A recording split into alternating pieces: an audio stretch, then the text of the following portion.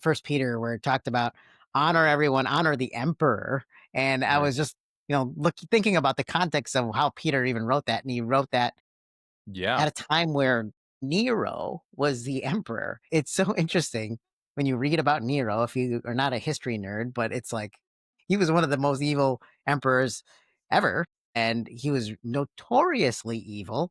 And Peter had the gall to say, honor the emperor. And it's almost like we think of honoring authority as aligning with their views. And I think that's such a fundamentally wrong way to think about honor, right? When we're bestowing value, because we're not thinking about who placed them in those positions of authority.